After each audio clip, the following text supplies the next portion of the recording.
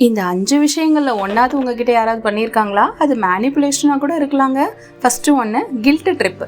நான் உனக்காக இவ்வளோ பண்ணியிருக்கேன், இதை கூட எனக்கு பண்ண மாட்டியா அப்படின்னு உங்கள் கில்ட்டை பயன்படுத்தி உங்களையே கண்ட்ரோல் பண்ண முயற்சி பண்ணுவாங்க. 2வது உங்களையே சந்தேகப்பட வைக்கிறது. நான் அப்படி சொல்லவே இல்லையே அப்படின்னு நடந்த ஏதாவது ஒரு விஷயத்த மறுத்து உங்களையே டவுட் பண்ண வைப்பாங்க. 3வது எப்பயுமே நீங்கள் தான் சாரி சொல்கிற மாதிரி இருக்கா, தப்பே நீங்கள் செய்யலைனாலும் நீங்கள் தான் முதல்ல சாரி சொல்கிறீங்களா, அதே மாதிரி தான் உங்களோட கில்ட்டை பயன்படுத்தி அந்த சிச்சுவேஷனையே அவங்க கண்ட்ரோல் பண்ணுற மாதிரி இருக்கும். 4வது பேசாமலே பனிஷ்மெண்ட் கொடுக்குறதுங்க. நீ இதை செய்யலைன்னா உங்ககிட்ட பேசவே மாட்டேன் அப்படின்னு பேசாமல் இருக்கிறத பனிஷ்மெண்ட்டாக பயன்படுத்துறதுமே மேனிப்புலேஷனாகவும் இருக்கலாம்.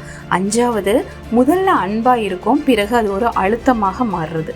முதல்ல ரொம்ப அன்பாக இருப்பாங்க, வேண்டியது கிடைச்சதும் அவங்க உடனே மாறிடுவாங்க. அந்த அன்பை உங்களை இன்ஃப்ளூயன்ஸ் பண்ணுறதுக்கும் பயன்படுத்தலாம்.